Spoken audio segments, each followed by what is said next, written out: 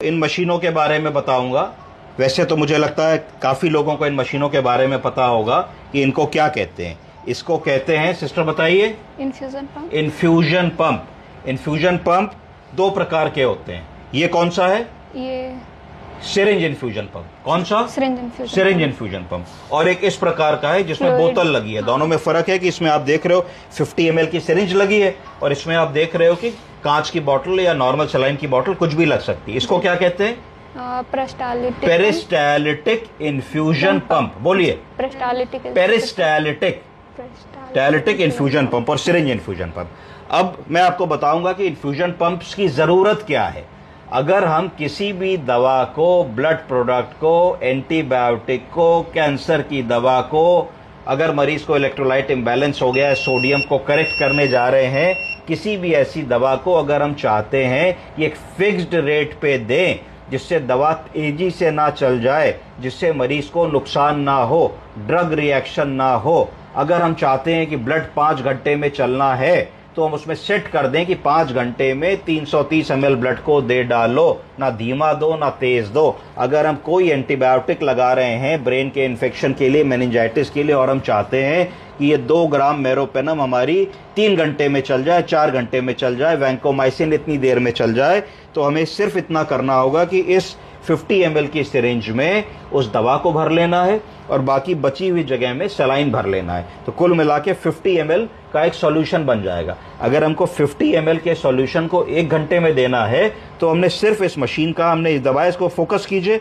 इस मशीन को हमने दबाया और यहाँ दबा करके हमने इसको कितने ml पे कर दिया? हमने इसको कर दिया 50 ml पे। चला दो भाई। तो जैसे 50 ml के 50 ml पर आवर आ गया। इसका मतलब है पूरा का पूरा सॉल्यूशन मशीन अपने हिसाब से मरीज को 1 घंटे में दे देगी। 50 ml पर आवर के हिसाब से सेट कर दिया। अब अगर यही दवा को हम चाहते हैं कि नहीं, ये दवा 2 घंटे में चले, तो हमने क्या किया कि इस 50 ml को हमें 120 मिनट में देना है। तो हमने इसको नहीं, इसको हमें 120, तो हम इसको हम 30 ml कर लेंगे। तो जैसे हम इसको 30 ml करेंगे तो 30 ml 25 ml पर आवर कर लेंगे।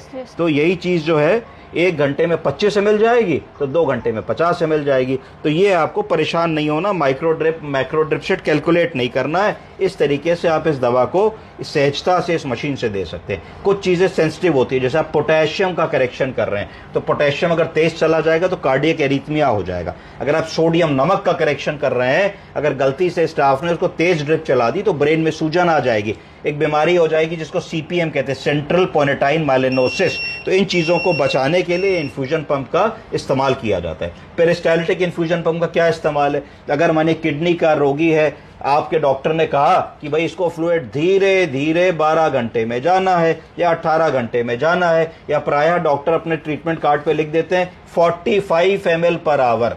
अब आप बड़े चक्कर में कि साहब 500 ml की एक बॉटल है, डॉक्टर साहब 45 ml पर आवर लिख गए, इसका मतलब 10 घंटे में 450 चलेगा, तो इसका मतलब 11 घंटे 5 मिनट में वो सारी दवा चलनी है। तो बड़ा आसान है। इस मशीन को खोलिए सिस्टर। इस मशीन को खोला और इस मशीन को खोल करके हमें सिर्फ इसको एक कमांड देना है कि 45 ml पर आवर के हिसाब से इस दवा को चला दो। तो जैसे ही हम ये कमांड इसको देंगे 45 ml पर आवर के हिसाब से दवा धीरे धीरे 11 घंटे में कवर हो जाएगी। आ गया है?